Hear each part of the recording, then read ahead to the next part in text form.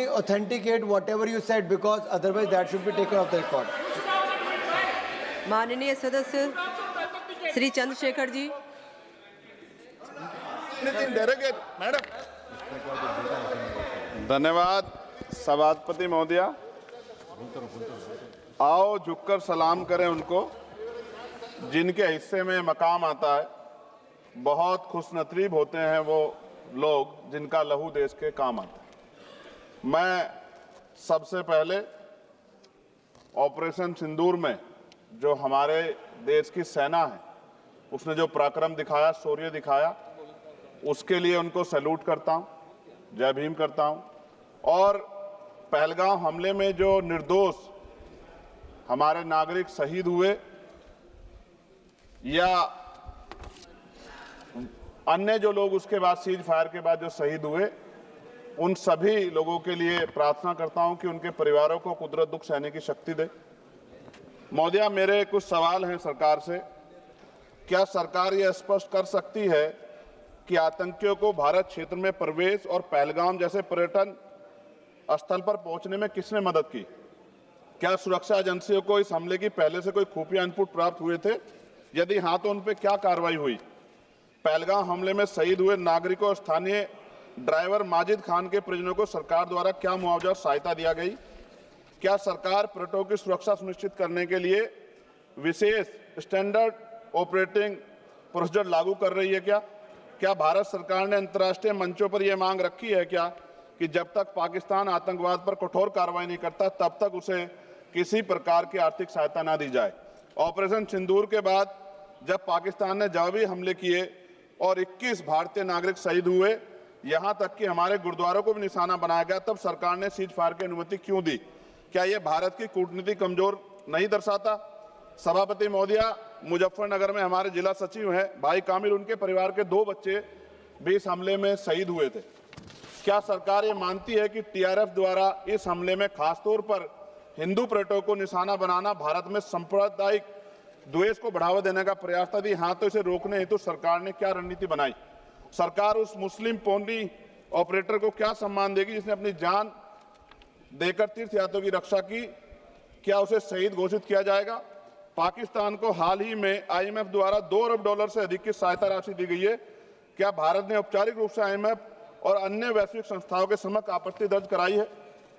क्या सरकार ने जांचा है कि आईएमएफ या अन्य विदेशी मदद का कोई हिस्सा आतंकवादी गतिविधियों में उपयोग तो नहीं हो रहा है? क्या सरकार ये स्वीकार करती है कि पहलगाम हमले में खुफिया तंत्र पूरी तरह विफल रहा है? यदि हाँ, तो कौन जिम्मेदार है और उसके विरुद्ध क्या कार्रवाई होगी? क्या सरकार स्पष्ट कर सकती है इतने भारी सुरक्षा प्रबंधों के बावजूद टीआरएफ जैसे आतंकवादी संगठन के सदस्य भारत में प्रवेश कैसे कर जाते हैं? क्या सरकार ये बताएगी पहलगाम जैसे संवेदनशील क्षेत्र में सुरक्षा समीक्षा अंतिम बार कब की गई थी और उसमें क्या कमियां चिन्हित की गई थी? प्रधानमंत्री जी ने इस हमले के बाद पहलगाम का दौरा क्यों नहीं किया जबकि देश भर में भावनात्मक उबाल था?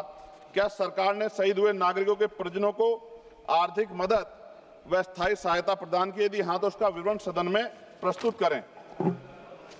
महोदया, सरकार के लोग सेना के सम्मान की बात करते हैं। इस घटना के बाद सेना के जवान अमरनाथ यात्रा की ड्यूटी पर जा रहे थे, ऐसी रेल दी गई उनको जिसकी हालत बड़ी खराब थी। सेना के जवानों ने मना कर दिया कि हम इस रेल में नहीं बैठेंगे। 4 दिन बाद बदलनी पड़ी। और सरकार के नेताओं की भाषा देखिए, कर्नल सोफिया कुरैशी के बारे में किस तरह के शब्द यूज किए गए, इन पे भी हमें चिंता करनी चाहिए। देश की सेना के लिए मेरी मांग है महोदया कि सेना और अर्धसैनिक बलों के वेतन को टैक्स मुक्त किया जाए, बैटल ऑफ ऑनर से सम्मानित, क्योंकि ये इस समय ऐसा विषय चल रहा है कि देश की सेना पे हमें गौरव है, गर्व है, लेकिन जिस तरह से आतंकवादी गतिविधियां बढ़ी है, मेरी मांग है कि बैटल ऑफ ऑनर से सम्मानित चमार रेजिमेंट को बहाल किया जाए, Gurjar regiment, Mehtar regiment, Yadav regiment बनाए जाए, क्योंकि देश का जो किसान का मेरा उसके अंदर देश का जो गांव में रहने वाला जो व्यक्ति है उसके अंदर देश प्रेम का जज्बा बहुत जबरदस्त है। अगर इनको मौका मिलेगा तो शायद पाकिस्तान छोड़िए, चाइना की हिम्मत भी नहीं होगी कि हमारे देश की तरफ आंख उठा के देख ले। महोदया, बाबा साहब अंबेडकर कहते थे हम प्रथम और अंत्य भारतीय हैं। भारत की आन पे जब आंच आती है तो जिस तरह इस बार प्रदर्शन हुआ, एकजुट रहा देश, सारा विपक्ष हो पक्ष हो सब एकजुट रहे, ऐसे हमें एकजुट रहना चाहिए। अगर हम एकजुट रहेंगे तभी हम आतंकवादियों से लड़ पाएंगे।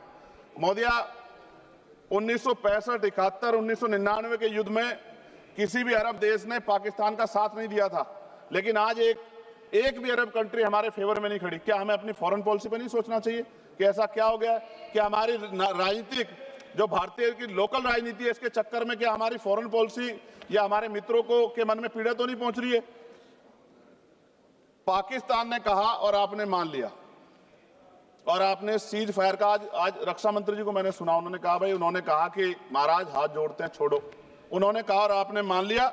लेकिन फिर उसके बाद 10 तारीख को दोबारा से जो है ड्रोन उड़े और 15 लोग शहीद हुए, 43 लोग घायल हुए। हम अपने आम नागरिकों को क्यों, जबकि मान रहे हैं, मैंने रक्षा मंत्री जी को सुना, वो कह रहे हैं कि ऑपरेशन सिंदूर खत्म नहीं हुआ है, ये रोका गया है, इसका मतलब हमें खतरा है कि दोबारा भी हमला हो सकता है, पाकिस्तान अपनी हरकतों से बाज नहीं आ रहा है। तो हम अपने आम नागरिकों को और सेना के जवानों के जीवन को खतरे में क्यों डाल रहे हैं भविष्य में? क्या हमें इसके पुख्ता और परमानेंट इंतजाम नहीं करने चाहिए? जैसे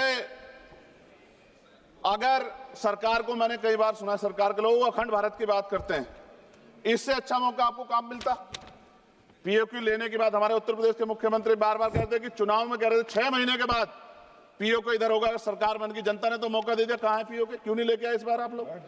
तो पहली सीढ़ी तो इस बार ही चढ़ गए थे। जिस तरह से मीडिया ने माहौल बनाया था मोदिया, तो ऐसा लगा कि अगर देश की सेना ने जो हिम्मत जुटाई थी, सरकार मदद करती, तो माननीय नरेंद्र मोदी जी पाकिस्तान के भी प्राइम मिनिस्टर होते इस बार, इसी बार, और फाइनेंस मिनिस्टर बैठी है हमारी, ये पाकिस्तान की फाइनेंस मिनिस्टर होती। इस तरह के हालात बने हुए थे और ऐसा मौका चूकना ही नहीं चाहिए था।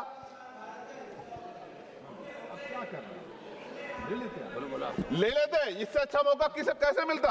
पूरा देश एकजुट था। मोदी, मैं खत्म करूंगा, पूरा देश एकजुट था, इससे अच्छा मौका कहां था? लेकिन अब अमेरिका में बैठ के कोई देश के फैसले कर ले तो देश की गरिमा पे, संप्रभुता पे बहुत बड़ा हमला है। इसको हमें समझना चाहिए, हमें समझना चाहिए किसी की हैसियत नहीं है। भारत दुनिया में इकलौता ऐसा देश है जिसका कोई मुकाबला नहीं कर सकता है। यहाँ का 140 करोड़ देशवासी एकजुट खड़ा है और सबको जवाब दे सकता है। मोदी, आज खत्म करते हुए कहूंगा, अमरनाथ की यात्रा आ रही है अगस्त के फर्स्ट वीक में, चल भी रही है, नहीं चल रही। अनुराग भाई, आपको बोलने का मौका नहीं दिया, आप ये नाराजगी मेरे ऊपर मत उतारो, आप लड़ो ना उनसे, आप लड़ो चेयर से, मुझे काहे को करना। खत्म हो रही है अमरनाथ की यात्रा, खत्म होने वाले, सुरक्षा के पुख्ता इंतजाम होने चाहिए और दोबारा ऐसी कोई घटना ना हो। लेकिन अंत में महोदय मैं कहूंगा, आम लोगों की जान भी गई, क्या सरकार ने उन परिवारों को मुआवजा दिया है? क्या उनके जीवन का कोई मूल्य नहीं? जिन्होंने अपने परिवार खोए, जिन्होंने अपना घर का बेटा, पति, घर का कमाने वाला खो दिया, उनका भी तो अधिकार बैठता है। सरकार ने क्या मुआवजा दिया, इस बात की जानकारी भी सरकार को पटल पर रखनी चाहिए, सामने रखनी चाहिए। और अंत में मैं धन्यवाद दूंगा भारतीय सेना को और भारत का जो प्यार है कि पाकिस्तान और आतंकवादियों के भरसक प्रयास था कि यहां सांप्रदायिकता का माहौल बन जाए, लेकिन देशवासियों ने समझदारी दिखाई।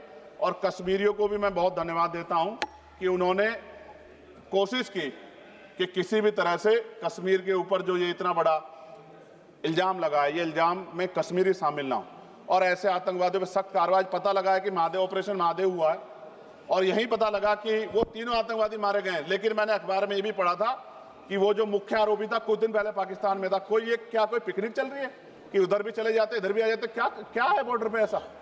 ये बताना चाहिए ना देश को। मैं आपका धन्यवाद करूंगा और भारत की महान सेना को मैं बधाई देता हूं, उनके लिए मंगल कामना करता हूं। जय भीम, जय भारत। महोदय धन्यवाद। माननीय सदस्य श्री N. K. प्रेम